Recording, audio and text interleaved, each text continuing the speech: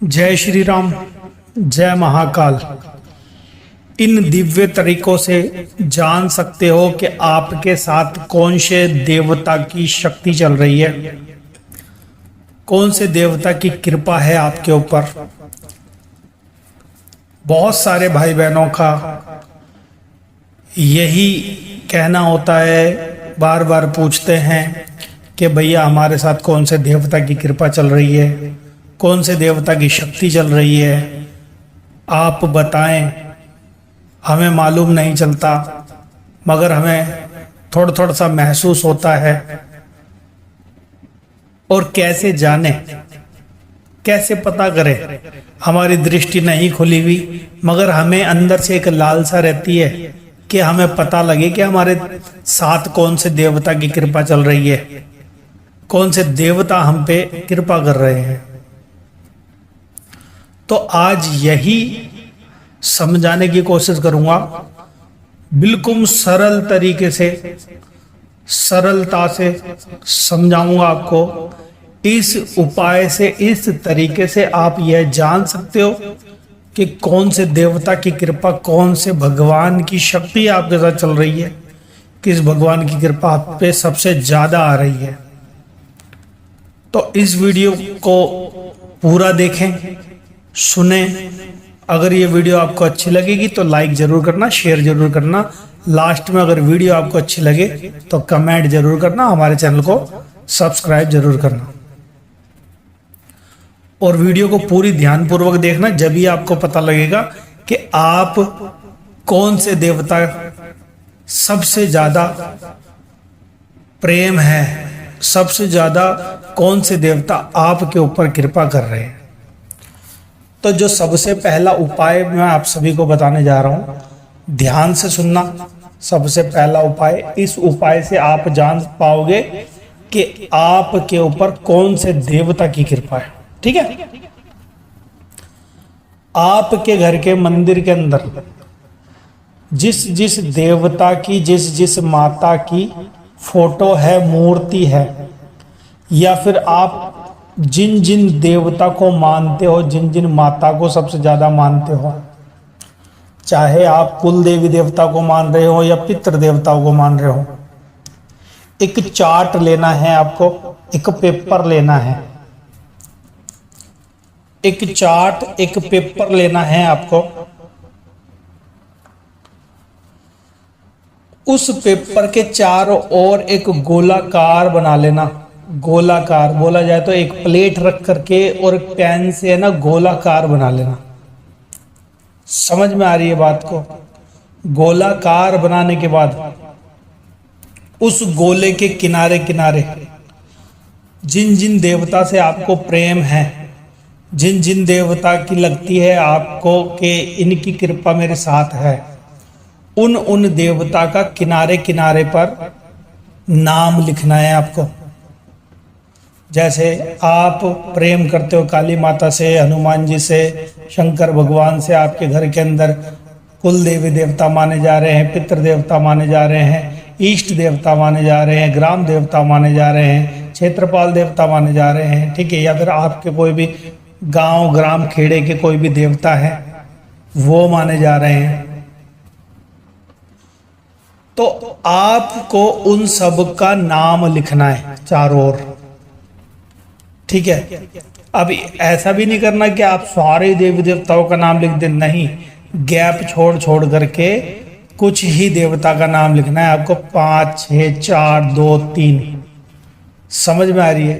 क्योंकि अगर ज्यादा का लिखोगे तो कंफ्यूजन में आ जाओगे। इतने ही देवता का लिखना है जितना आपको पता है। ठीक है?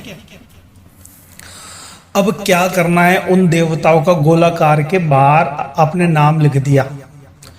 एक घड़ी टाइप का नाम लिख दिया, जैसे 1, 2, 3, 4, 5, 6, 7, 8, इस तरीके से अलग अलग गोलाकार के अंदर आपने घड़ी टाइप में नाम लिख दिया देवताओं का। अब करना क्या है आपको? आपको सुबह के समय, ब्रह्म मुहूर्त के समय, बोला जाए तो 3:30 बजे, आपको मुंह हाथ धो करके या फिर नहा धो करके उस पर्चे को लेकर के अपने घर के बीच में बैठना है या फिर अपने मंदिर के स्थान पे बैठना है? कहाँ बैठना है? मंदिर के स्थान पे बैठना है। समझ में आ रही है बात मेरी? मंदिर के स्थान पे बैठना है आपको। घर का फैन बंद कर देना है, घर का पंखा बंद कर देना है। उसके बीच में आपको कैंडल लगानी है, मोमबत्ती जलानी है। मोमबत्ती जलाते समय आपको ये बोलना है, हे ईश्वर, हे परमात्मा, हे भगवान, जो भी मुझ पे कृपा करते हैं, जो भी मुझ पे दया करते हैं, उन देवता से प्रार्थना कर रहा हूं कि मुझे अपने साक्षात्कार होने के दर्शन दो, यानी कि मुझे बताओ कि कौन से देवता मेरे साथ हैं। ठीक है, क्या करना है? मोमबत्ती आपकी वो कैंडल ज़्यादा बड़ी ना हो, छोटी कैंडल हो, उसके बिल्कुल बीचों बीच में लगा देना है। ठीक है, और हाथ जोड़ करके कम से कम 2 मिनट बैठ करके उस कैंडल को देखना है आपको। कैंडल की लो, कैंडल की अग्नि, समझ में आ रही है बात? कैंडल की अग्नि, कैंडल की लो। पंखे बंद कर देने, हवा का स्रोत कहीं से नहीं होना चाहिए कि कहीं से हवा आ रही हो, नहीं तो वो हवा की दिशा में जाएगी।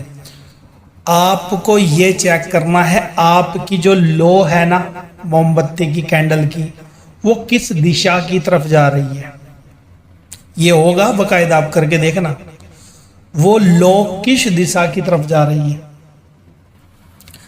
अगर वो आपने हनुमान जी लिख रखा है, अगर हनुमान जी की दिशा की तरफ जा रही है बार बार और अचानक अपनी तरफ से अपने आप से हवा का एक झोंका आ रहा है हल्का हल्का और वो सीधा हनुमान जी की तरफ को लो जा रही है, तो समझ जाना हनुमान जी की कृपा तुम्हारे ऊपर आ रही है।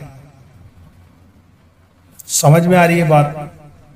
अगर फिर भी समझ में नहीं आ रही हो तो दोबारा बता दो। उस कैंडल की लो, अग्नि जिस दिशा में जाएगी, अपने आप जाएगी, देखने की कोशिश करना, अच्छी तरीके से पता लगेगा आपको।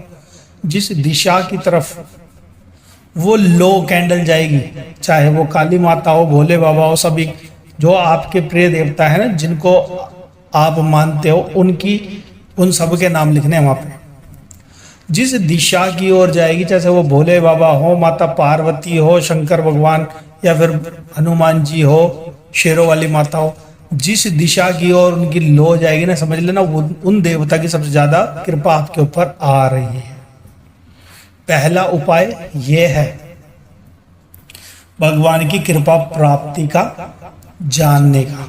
ठीक है, दूसरा उपाय मैं आपको बता रहा हूं, अगर किसी भाई बहन को इंटरेस्ट आ रहा है ना, तो चैनल को सब्सक्राइब जरूर करना, आगे जरूर शेयर करना, ताकि दूसरे को भी पता लग सके कि उस पर कृपा किसकी है, और ये केवल और केवल ब्रह्म मुहूर्त के अंदर होगा। ठीक है, अब जो दूसरी चीज बता रहा हूं मैं, एक तरीका और है आप जानने का कि आप पे किस देवता की कृपा है। ठीक है, आपको लेने हैं पतासे। पतासे जो मीठे होते हैं, वाइट वाले पतासे, 1 पाव पतासे लेने हैं आपको। उन पतासों पे क्या करना है, आपको ब्रह्म मुहूर्त के समय पर, यह भी होगा काम सुबह के समय पे ही, सुबह 3 से 4 बजे के बीच में, एक पतीला या छोटा सा कटोरा टाइप का कुछ भी हो, कटोरी, बड़ा सा कटोरा, भगोना सा कुछ भी हो, या लोटा हो आपके पास, कोई ओंडा सा लोटा हो, थोड़ा गहरा सा लोटा हो, उस लोटे के अंदर जल भरना है आपको। इतना जल भरना है कि ऊपर ना आ जाए, थोड़ा कम हो। ठीक है, अब वो पतासे साबुत होने चाहिए, कोई फूटा हुआ पतासा नहीं होना चाहिए, कोई टूटा हुआ पतासा नहीं होना चाहिए। क्या करना है आपको, पतासे पे नाम बोलने हैं, लिखने नहीं है। आपको बोलना है पतासे को कि अगर मुझ पे हनुमान बाबा जी की कृपा है तो ये पतासा डूबेगा नहीं, डूबना नहीं चाहिए। ठीक है, टाइमिंग देख लेना, 2 मिनट की टाइमिंग देखना, पूरी काउंटिंग करना, घड़ी अपने पास रख लेना। उस पतासे को हनुमान जी का नाम लेकर के अगर छोड़ते हो और वो पतासा अगर डूब जाता है तो समझना हनुमान बाबा जी की कृपा नहीं है। और अगर वो पतासा डूबता नहीं है और तैरता रहता है तो समझ लेना प्रॉपर हनुमान जी की कृपा आपके ऊपर आ रही है भाई, आ रही है। ऐसे आप कई देवी देवताओं के नाम से करके देख सकते हैं।